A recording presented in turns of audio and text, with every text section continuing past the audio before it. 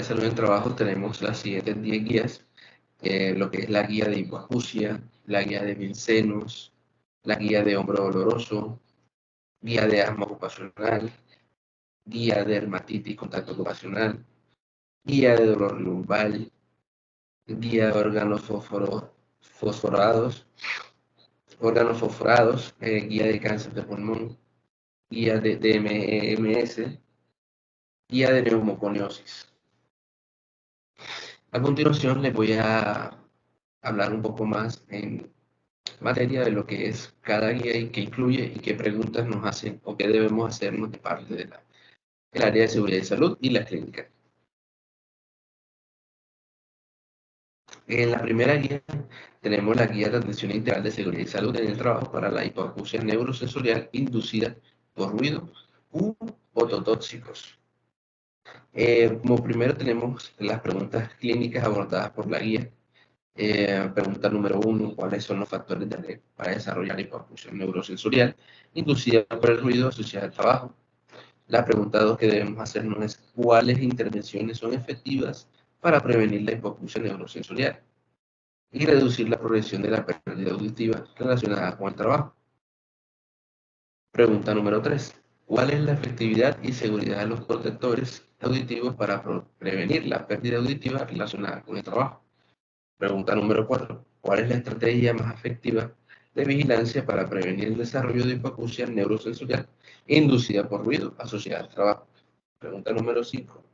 ¿Cuál es el método más adecuado para el diagnóstico de hipoacusia neurosensorial y inducida por el ruido relacionado al trabajo? Y pregunta número 6. ¿Cuál es la intervención ocupacional más efectiva para los casos de hipoacusia neurosensorial inducida por ruido relacionado al trabajo?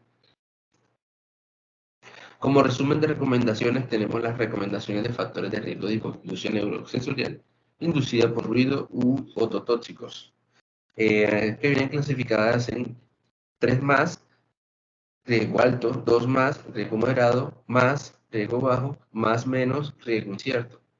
Tenemos que en factores personales la edad es un riesgo alto, el sexo masculino es un riesgo moderado, las condiciones hereditarias son riesgo moderado, las enfermedades auditivas son riesgo moderado, las enfermedades cardiovasculares son riesgo bajo, estos factores de salud. La hipertensión es un riesgo bajo, la diabetes es un riesgo bajo, el consumo de cigarrillo es un riesgo bajo, los triglicéridos es un riesgo incierto, el colesterol es un riesgo incierto. En los factores de riesgo de las ocupaciones tenemos los trabajos industriales, que es riesgo moderado, trabajos de las artillerías, riesgo moderado, en las construcciones, riesgo moderado, militares granjeros, riesgo moderado, conductores profesionales, riesgo bajo, bomberos, riesgo bajo, aviación civil, trabajos de trenes y músicos, riesgo bajo. Como factores de riesgo en la exposición al ruido, el ruido impulso tenemos que es un riesgo alto, en las armas de fuego un riesgo moderado, el ruido continuo es un riesgo bajo, el ruido en el tiempo libre es un riesgo bajo, y otras exposiciones como la vibración, que es un riesgo bajo, el estireno, tolueno, plomo, mercurio, disulfuro de carbono y monóxido de carbono, que vienen siendo un riesgo bajo.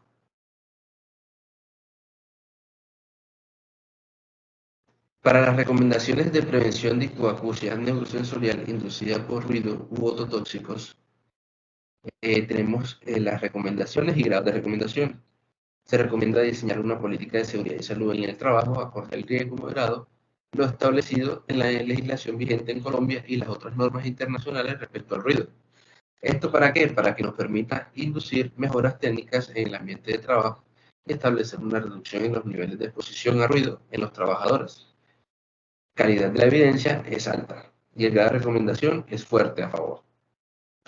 Se recomienda también aplicar un nivel de criterio de 85 decibelios como el límite permisible de exposición ponderada para 8 horas laborales día, con una tasa de intercambio de 3 decibeles, el control de los tiempos y o niveles de exposición a ruido en los trabajadores es de gran importancia para reducir la cantidad de energía sonora recibida por el trabajador expuesto. Calidad de evidencia alta y fuerte grado de recomendación a favor. También se recomienda que según la evaluación de riesgo presentado Cuando se sobrepasan los valores de exposición permitidos en el nivel de acción, se apliquen controles de ingeniería en la fuente de generación y o en el medio de transmisión del ruido, y métodos administrativos que permitan la reducción sustancial en los niveles de ruido en los lugares de trabajo con el fin de disminuir el nivel de riesgo de presentar hipoacusia en los trabajadores expuestos. Calidad de la evidencia alta. También recomendamos dar información orientada al comportamiento del trabajador respecto a la utilización adecuada de los equipos de trabajo, maquinaria, herramientas, etc., con el fin de que de minimizar las exposiciones de ruido tanto individual como de las personas que se encuentran a su alrededor. El grado de recomendación para todas estas, valga la redundancia, recomendaciones es fuerte a favor. Y por último, se recomienda el uso de dispositivos de protección auditiva por parte de los trabajadores cuando la fuente del ruido no puede ser eliminada o modificada para conducir a la reducción de la dosis de ruido recibida. En la recomendación para el uso de protectores auditivos para hipoacusia neurosensorial inducida por ruido, tenemos recomendaciones: realizar evaluación individual y caracterizar el ruido a través del que está expuesto el trabajador para seleccionar el efecto de la exposición acorde al nivel de riesgo. La calidad de evidencia es baja. Se recomienda determinar también las condiciones ambientales en el puesto de trabajo y el entorno que puede afectar la vida útil y el rendimiento del elemento de protección auditiva. Calidad de evidencia baja. También se recomienda tener en cuenta las especificaciones técnicas determinadas por el fabricante, puesto que la capacidad de atenuación de los protectores auditivos depende de las características de los mismos y del ruido. También se recomienda que el mantenimiento de los protectores auditivos, con excepción de los desechables, se debe efectuar de acuerdo con las instrucciones del fabricante para garantizar la efectividad y seguridad de los mismos en la reducción del riesgo. Se recomienda evaluar factores individuales respecto al efecto de las disposiciones de protección auditiva en el trabajador, como son la comunicación, condiciones de salud, comodidad y compatibilidad con otros elementos de protección personal. En las recomendaciones para la vigilancia de la hipoacusia neurosensorial inducida por ruido, tenemos implementar un programa de inteligencia epidemiológica que incluya estrategias dirigidas al empleador y los trabajadores. Es necesario establecer una estrategia para la prevención y el control de los trabajadores expuestos a los factores de riesgo. Se recomienda también plantear la estrategia para la prevención y el control del riesgo, garantizar la efectiva vigilancia y prevenir el desarrollo de la hipoacusia neurosensorial por medio de un programa de inteligencia epidemiológica basado en los siguientes aspectos: evaluación integral de riesgo individual, control de ingeniería y administrativo, evaluación audiométrica y monitoreo de la audición, uso de elementos de protección auditiva, educación y motivación de los trabajadores, riesgo en documentos, auditoría para evaluar la efectividad del programa. También se recomienda realizar seguimiento de la vigilancia médica con la siguiente periodicidad: para trabajadores expuestos a niveles de ruido entre 80 y 82 decibeles cada 5 años, para trabajadores expuestos a niveles de ruido entre 82 y 99 decibeles anualmente, para trabajadores expuestos a niveles de ruido 100 decibeles o más, semestralmente.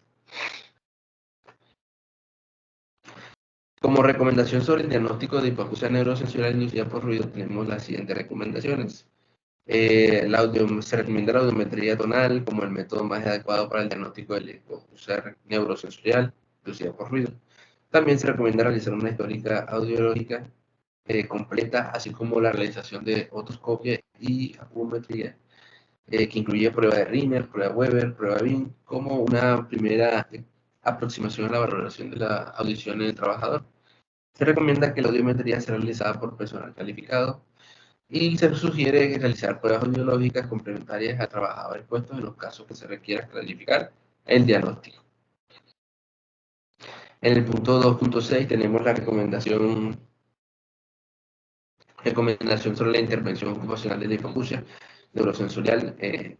Tenemos el consenso de los expertos, en el que se recomienda realizar vigilancia y control al grupo de trabajadores que encuentren en una situación de exposición similar al trabajador diagnosticado como hipoacusia neurosensorial. La segunda guía de atención integral de seguridad y salud del trabajo, hablamos sobre los trabajadores expuestos a benceno y sus derivados. Las preguntas clínicas abordadas por la guía son las siguientes: Primero, ¿cuáles son los factores de riesgo para desarrollar intoxicación crónica por benceno? ¿Cuáles intervenciones son efectivas para prevenir la intoxicación crónica por benceno relacionadas en el trabajo? ¿Cuál es la estrategia más efectiva de vigilancia para prevenir el desarrollo de la intoxicación? ¿Y cuál es el método más adecuado para el diagnóstico de intoxicación por benceno relacionado con el trabajo? En el resumen de las recomendaciones, hablamos sobre la recomendación de factores de riesgo, que se consideran los siguientes: estireno, producción de plásticos reforzados con vidrio, fabricación de monómeros, tipo de industria, producción de fibra de vidrio, industria de producción de monómeros. El químico en benceno, exposición, policías de tránsito, trabajadores de estaciones de servicio de combustible, empleados de empresas de manufactura de calzado, empleados de carga de combustible y empleados de producción de llantas, trabajadores en curtiembres. En el químico tolueno, pues la exposición está para trabajadores de impresión, trabajos de limpieza, pintura y galvanizado, disolvente de resinas, caucho, asfalto, alquilante de hulla, componentes del combustible para vehículos. Como exposición al silieno, tenemos los diluyentes de pinturas, barnices, combustibles, diluyentes para parafina, como uso de técnicas histológicas, trabajadores de refinería y producción de petroquímicos. Y el tibenceno está en la exposición al uso como componentes en combustiones de aviones y automóviles, trabajadores de refinería y producción de petroquímicos, fabricación de acetato de celulosa, producción de estileno y caucho sintético. Hablamos sobre las recomendaciones para la prevención de la exposición a bencenos y derivados de origen ocupacional. Algunas de estas recomendaciones son las de sugerir evitar el tabaquismo en los trabajadores expuestos a los compuestos de BTX, EB, benceno, tolueno, ocileno, mesileno, mesileno y etilbenceno. Y también se recomienda tener sistemas de ventilación local exhaustiva eficientes en las áreas donde se encuentran trabajadores expuestos a compuestos químicos del grupo BTX. Para las recomendaciones para la vigilancia de exposición a bencenos y sus derivados, alguna de estas recomendaciones es la de sugerir realizar la evaluación periódica anual de los trabajadores expuestos a bencenos. Otra de las recomendaciones para la vigilancia de la exposición, más recomendaciones para la vigilancia de la exposición a bencenos. En el punto 2.4 recomendamos sobre el diagnóstico de la exposición a bencenos y sus derivados. Se recomienda como primer paso el diagnóstico de intoxicación crónica por BTX-EB en los trabajadores expuestos, realizar una historia clínica ocupacional dirigida que incluya datos de identificación, descripción de las condiciones de trabajo, demográficos, antecedentes personales, familiares y de exposición, exámenes médicos con énfasis en signos y síntomas de intoxicación crónica con benceno. Para dar paso a la siguiente guía de atención integral de seguridad en el trabajo, es para los trabajos que presentan, o los trabajadores que presentan hombros dolorosos. Las preguntas clínicas que nos aborda la guía son: ¿cuáles son los factores de riesgo para desarrollar bursitis de hombro, tendinitis del manguito rotador o tendinitis bicipital? ¿Cuáles son las intervenciones efectivas para prevenir la bursitis de hombro o la tendinitis del manguito rotador? ¿Cuáles son las estrategias más efectivas de vigilancia para prevenir la bursitis de hombro, tendinitis del manguito rotador o la tendinitis bicapital de origen ocupacional? Pregunta 4: ¿cuál es el método más adecuado para el diagnóstico de bursitis de hombro, tendinitis del manguito rotador o tendinitis bicipital de origen ocupacional? Y pregunta número 5: ¿cuál es la intervención ocupacional más efectiva para los casos de bursitis de hombro? En el punto de resumen de las recomendaciones tenemos los factores de riesgo de acuerdo a la evidencia revisada, que se identificaron los siguientes factores de riesgo por grupo para la presencia de dolor de hombro.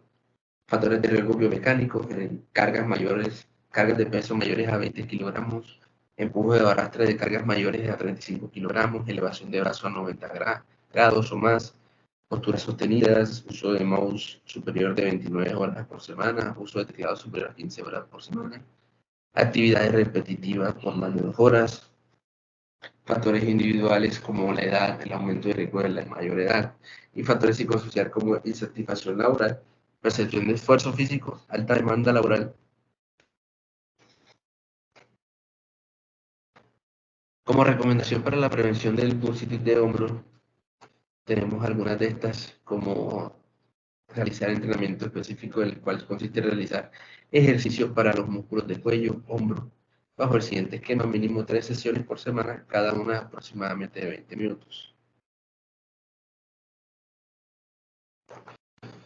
Tenemos las recomendaciones para la vigilancia de la bursitis de hombro, tendinitis de manguito rotador o tendinitis bicipital de origen ocupacional.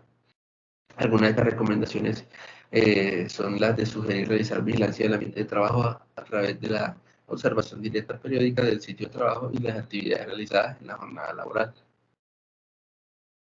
Como recomendación sobre el diagnóstico de bursitis de hombro, tendinitis del manguito rotador o tendinitis bicipital de origen ocupacional, tenemos la de sugerir realizar imágenes diagnósticas como RMN o la ecografía en los casos en los cuales el tratamiento conservador falle, persistencia de síntomas posterior a 4 semanas de tratamiento, o en casos en los cuales se sospeche ruptura del tendón total del manguito rotador. En el 1.2.5 nos habla sobre las recomendaciones sobre la intervención ocupacional de bursitis de hombro, tendinitis del manguito rotador o tendinitis bicipital de origen ocupacional. Para la guía de atención integral de seguridad y salud en el trabajo para asma, las preguntas abordadas por la guía son: ¿cuáles son los factores de riesgo para desarrollar AO? ¿Cuáles son las intervenciones y métodos más efectivos para prevenir el desarrollo de AO? ¿Cuál es la estrategia más efectiva de vigilancia en salud y seguridad en el trabajo para prevenir el AO? Pregunta 4. ¿Cuál es el método más adecuado para el diagnóstico de AO? Pregunta número 5. ¿Cuál es la intervención ocupacional más efectiva en los individuos de diagnóstico de AO? En el resumen de las recomendaciones para los factores de riesgo, de acuerdo a la literatura revisada, se identificaron los siguientes factores de riesgos asociados con la aparición del asma de origen ocupacional: el polvo, productos de limpieza, herbicidas, insecticidas, animales de laboratorio, gases irritantes, como entre otros. En las recomendaciones para la prevención de la asma ocupacional se sugiere el uso de elementos de protección personal, no se sugiere el uso de guantes de látex. A los trabajadores expuestos a factores de riesgo ocupacional para el asma se sugiere la rehabilitación verbal y proporcionar textos, y sugerir diseñar e implementar programas de vigilancia, seguridad y salud en el trabajo para disminuir la incidencia de asma. Las recomendaciones para la vigilancia, alguna de estas puede ser realizar seguimiento a los trabajadores expuestos a agentes asmogénicos mediante un cuestionario de síntomas respiratorios administrativos y vigilados para la evaluación médica por parte del neumólogo, con énfasis en el sistema respiratorio, y una prueba de flujo expiratorio. Como recomendación sobre el diagnóstico de la AO, se sugiere el diagnóstico para el asma ocupacional. Seguir el esquema de la figura 1, considere pruebas anormales de acuerdo a las recomendaciones y parámetros establecidos para estos valores de las ATS. Recomendaciones para la intervención ocupacional del origen de armas de origen ocupacional: remover la exposición del agente causal para lograr la disminución y la ausencia de síntomas asmáticos, así como también remitirle especialistas e iniciar tratamientos médicos farmacológicos.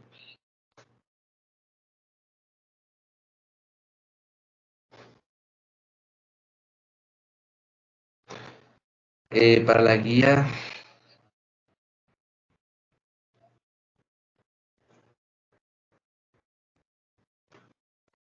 de seguridad y salud de dermatitis y de contacto de origen ocupacional, hablamos sobre los factores de riesgo identificados de acuerdo a la evidencia revisada. Los factores de riesgo para dermatitis de contacto alérgica o irritativa de origen ocupacional son el níquel, cromo, mercurio, arsénico, resina epoxi, isocianatos, formaldehído, parafenildiamina, colorantes de textiles, solventes, las fuentes como soldaduras, metales, cemento, metales, pinturas, barnices, espumas, aislantes, cosméticos y demás. Los factores de riesgo identificados también tenemos detergentes, enzimas industriales, aceites y entre otros. La recomendación para la vigilancia de la dermatitis de contacto alérgica, tenemos pues el seguimiento que se lleva a cabo de forma periódica una vez al año en los trabajadores expuestos a factores de riesgo por dermatitis de contacto alérgica o irritativa de origen ocupacional. También se sugiere promover el diligenciamiento cuestionario administrativo en los trabajadores expuestos a factores de riesgo para dermatitis de contacto alérgica o irritativa de origen ocupacional con censo de expertos. Se sugiere que todos los trabajadores expuestos a factores de riesgo ocupacional para dermatitis de contacto alérgica o irritativa se someten a una evaluación final o de egreso cuando se retiren del sitio. Las recomendaciones para la prevención de la dermatitis, que alguna de estas puede ser realizar entrenamiento y capacitación continua en el uso adecuado de los elementos de protección personal. La recomendación sobre el diagnóstico de dermatitis de contacto alérgico, que se sugiere que el diagnóstico de dermatitis de contacto alérgico o irritativa de origen ocupacional se lleva a cabo mediante historia clínica y ocupacional que documente la exposición a factores de riesgo y examen físico realizado por el médico especialista.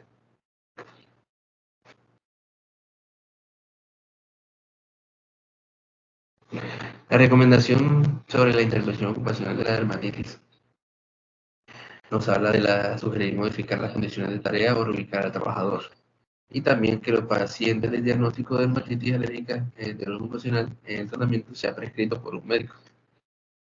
Para la guía de atención integral de seguridad y salud en trabajo para el dolor lumbar inespecífico y enfermedades de discal, tenemos las siguientes preguntas. ¿Cuáles son los factores de riesgo para desarrollar dolor lumbar? ¿Cuáles intervenciones son efectivas para prevenir el dolor lumbar? ¿Cuál es la estrategia más efectiva de vigilancia para prevenir el desarrollo del dolor lumbar? ¿Cuál es el método más adecuado para el diagnóstico del dolor lumbar? ¿Y cuál es la intervención ocupacional más efectiva para los casos de dolor lumbar inespecífico? Tenemos el resumen de las recomendaciones de factores de riesgo de acuerdo a la evidencia revisada por los factores de riesgo. Factores de riesgo biomecánicos, factores de riesgo físicos, factores psicosociales y hábitos de vida. En los factores de riesgo, de acuerdo a la evidencia revisada, pues también tenemos la evaluación del sistema de trabajo de su utilidad. También se recomienda evaluar una situación de trabajo que involucre manipulación de cargas, entre otros. Como recomendación para la vigilancia del dolor lumbar en específico o enfermedad discal de origen ocupacional, se sugiere realizar seguimiento anual de los individuos para expuestos a condiciones laborales de riesgo para presentar enfermedad dorsolumbar. Nos recomiendan sobre el diagnóstico del dolor lumbar específico o enfermedad discal de origen ocupacional, en el que se sugiere realizar resonancias nucleares magnéticas en pacientes con diagnóstico de hernias discales con signos de irritación radicular. La recomendación sobre la intervención ocupacional más efectiva para los casos de dolor lumbar en específico o enfermedades discales de origen ocupacional. En este encontramos las siguientes recomendaciones, como incluir la fisioterapia para el tratamiento del individuo, incluir programas educativos de los pacientes y iniciar ciclos cortos de antiinflamatorios o no esteroídicos. En la guía para los trabajadores expuestos a órganos fosforados o carbamatos, tenemos los factores de riesgo como manipulación, contacto de plaguicidas, tiempos de exposición, inadecuada selección, inadecuada evacuación, fumigar en contra del viento, inadecuado manejo de disposición final, limpieza de equipos, desconocimiento o omisión de la información de la etiqueta de seguridad. Como prevención tenemos medios en la fuente, en el cual se debe cuando sea viable eliminar o sustituir. También se debe implementar un programa adecuado de mantenimiento y medidas en el ambiente, pues se deben limitar el mínimo posible el número de trabajadores expuestos a plaguicidas e inhibidores de las colinesterasas. Como medidas en el trabajador se sugiere implementar programas técnicos que aseguren la adecuada selección, adquisición, adherencia, dotación y entrenamiento del personal que mejoren las condiciones individuales y las condiciones expuestas a los trabajadores en cada proceso. Más medidas del trabajador. La vigilancia médica. Se sugiere incluir programas de vigilancia médica a todos los trabajadores expuestos quienes manipulen órganos fosforados o carbamatos. También más vigilancia médica en el que tenemos buenas prácticas y recomendaciones. Vigilancia de la exposición, pues se debe realizar una identificación de las condiciones de exposición a plaguicidas, inhibidores,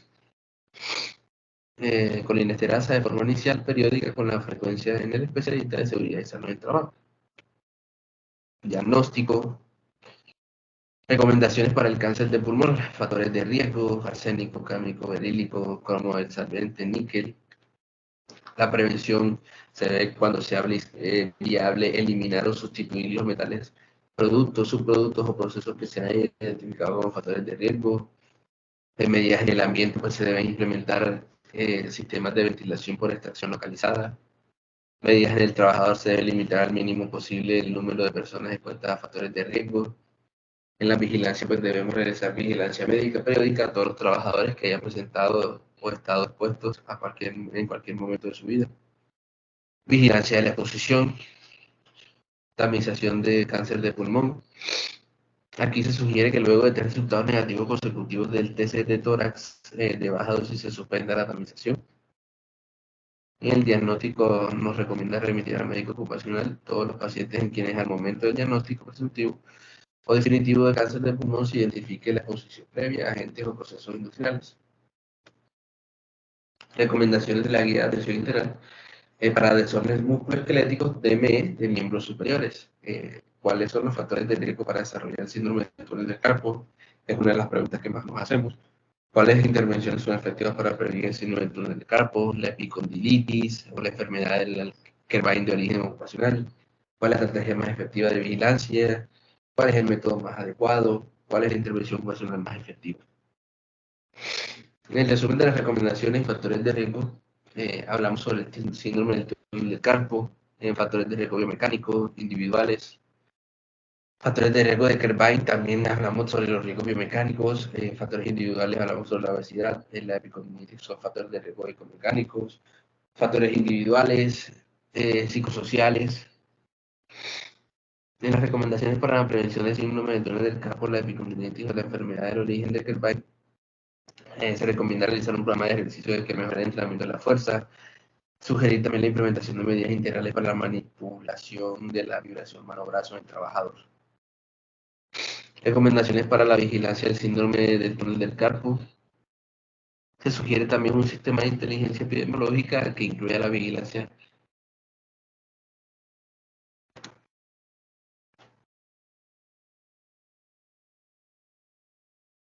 eh, se sugiere un sistema de vigilancia epidemiológica que incluya la vigilancia en salud de los trabajadores y la vigilancia en el trabajo.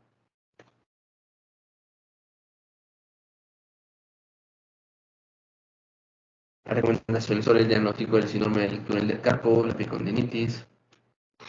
Recomendaciones para la intervención ocupacional, fortaleza y dirección de recomendación, pues débil a favor. Se sugiere también para la intervención de los trabajadores con diagnóstico de desórdenes musculoesqueléticos del miembro superior, epicondilitis, enfermedad de Kerbein y síndrome del túnel del carpo. La guía de atención integral de la seguridad y salud para la neumoconiosis. Tenemos los factores de riesgo que son la neumoconiosis derivada de la exposición al sílice, derivada de la exposición al carbón y derivada de la exposición a asbestos. Recomendaciones para la prevención. Recomendaciones para la prevención de la neumoconiosis. Recomendaciones para la vigilancia de la neumoconiosis, todo lo que es historia clínica, exámenes físicos, radiografía, espiometría, prueba de tuberculina. Más recomendaciones. Recomendación sobre el diagnóstico, pues la historia clínica ocupacional que documente la exposición a estos agentes, radiografía del tórax, tomada, leída e interpretada de acuerdo a la clasificación internacional de la OI. La recomendación sobre la intervención ocupacional de neumoconiosis, en la que se recomienda suspender la exposición al sílice cristalina, polvo, carbón o asbesto en un trabajador con diagnóstico confirmado. Y muchísimas gracias por ver